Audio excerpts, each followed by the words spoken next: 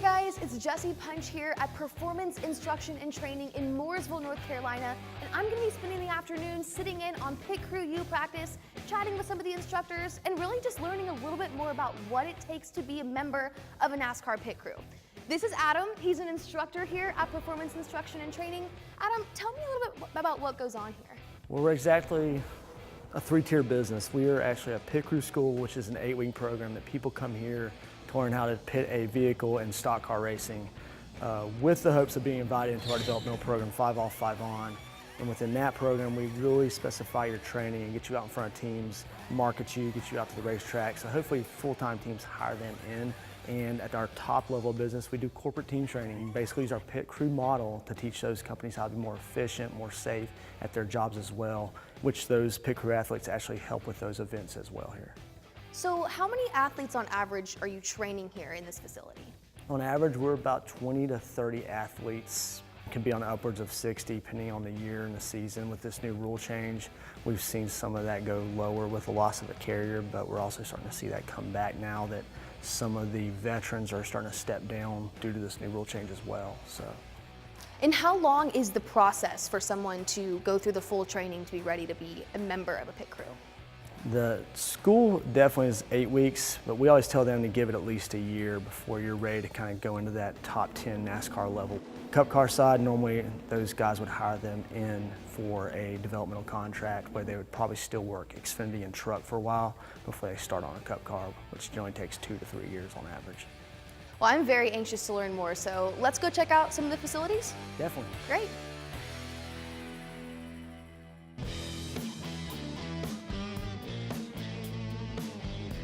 The first level of our building is the performance side, which is basically for our athletes, pit crew athletes, training them in the weight room, outside the weight room. And currently we are here in the weight room, which is a 2,500 square foot Olympic setup weight room, which is great for training all of our athletes. We've worked with non-pit crew athletes, but it's mostly designed for them.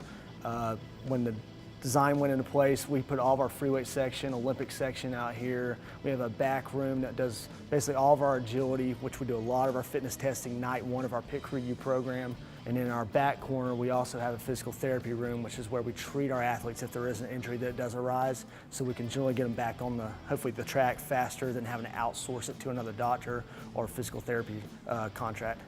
So when it comes to these athletes and the fitness aspect of it, what do you train for? Is it more stamina? Is it strength? What's really the area that you focus on? With what these guys and girls are doing nowadays, it's a pretty big mix of everything. I always tell people fitness is generally broken down to about 12 components. And with our pit crews, we're generally working on those 12 components throughout the year. There are parts of the year, like off season, where we're working on certain components more, like power, strength, a little bit of muscular endurance. During the season, we call it more maintenance mode. We're working on some of that, but not as much. We're really trying to work on things like endurance, cardiovascular health. Getting outside in the heat, as everyone knows at the track, it's pretty hot at most tracks we go to. These guys are also wearing fire suits that makes it feel 10 to 15 degrees warmer. And of course, the track temperatures generally warm up once the cars start going. So we generally do most of that stuff once it gets summertime, all outside.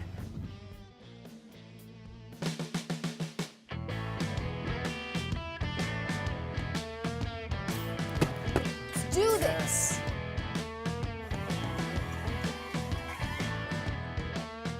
We're gonna go over front changer position. There's 2 changers, a front and a rear. The stuff I'm gonna show you tonight, you would do on the rear as well. The only thing that really changes is how you get out here and how you get to the left side. So we're gonna go to the right side. First thing we do with our changers is we get them into what we call W stance. Depending on how your hips are and ankle flexion is, you might be able to do toe tuck W, or you might have to sit ankles out. Because the biggest thing is how low can you be. 2, when you get down, we always want to get your spacing as well. You're always going to be square. Left knee lines up with left fender, right knee lines up with right fender. You're not too far to the right, you're not shifted to the left. So that left to right spacing looks good. If you look at my side view to the hub, I'm actually square. I'm not opened, I'm not closed, and I should be able to barely just touch the cone. Normally you'd have to run out here and find this positioning fast, and that's why you want these fundamentals so your spacing's always the same, whether the car's coming in nosed in, coming in short, nosed out. This will always allow you to find your bearings. Once you know that, we're gonna take this gun, hand will go on the housing, right hand will go on the pistol grip, trigger finger goes on the trigger.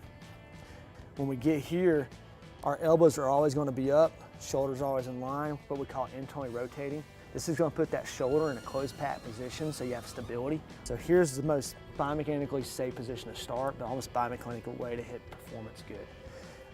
When we start hitting patterns, we always start at the lug nut that's closest to 12 o'clock and work our way around in a clockwise movement. And our job as a changer is you got to hit 5 off, 5 on 99.9% of the time to keep your job. So anything we can do today, day one, for the rest of your career to make that happen constantly, which will take millions of reps to dial that in, then we start today and do it that way. Pay close attention, okay?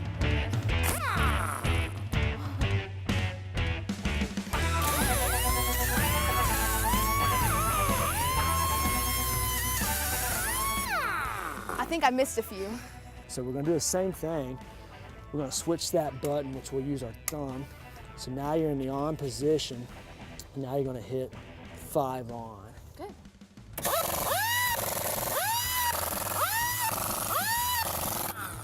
Perfect. Cool. And they are tight. That wheel is not coming off. You're not getting a penalty on pit road, okay? Yeah. That was good. Good job. Thanks. Yeah. That was fun. That was exhilarating. It is fun.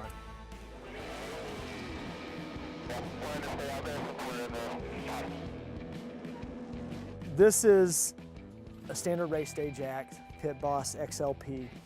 So this is what actually gets the car up on the left and right side.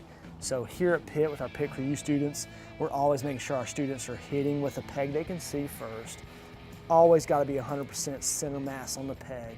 One, that creates safety, because if we start getting off on the side of the housings here, that peg can actually slide off the jack and then you have a car on the ground with no wheels. So kind of like lug nut accuracy for a changer, 99.9% to hit lug nuts 100% of the time. The jack needs to be the same way. You got to be here, and if you're not there, then you're just in the general vicinity, and that's still considered a bad peg, but at least we know if that's 1% of it, you're okay to go racing. So one thing that's evolved over the past decade with jacking is these have gotten lighter. This is about a 35-pound jack, where nowadays they're running about a 15 to a 17-pound jack at most cup teams.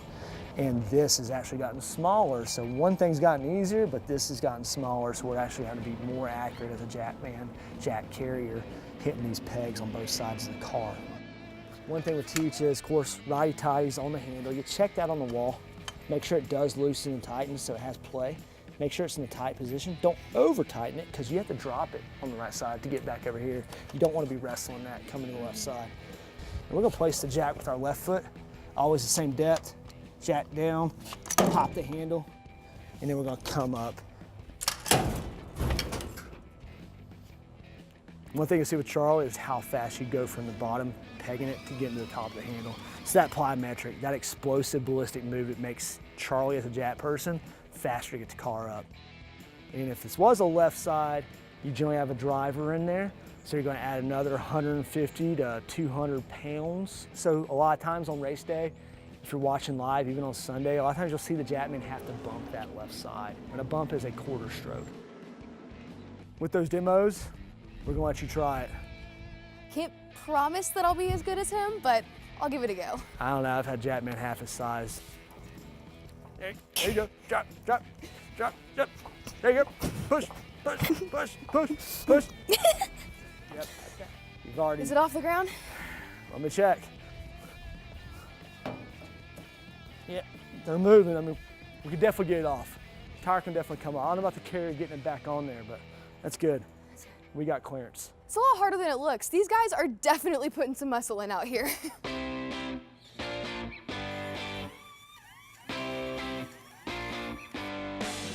Now that we're wrapping up our day here at Performance Instruction and Training, Adam, thank you so much for showing me around and teaching me a thing or two about what it's like to be down in the pits. And thank you so much for coming out to our school, our program here at Pitt.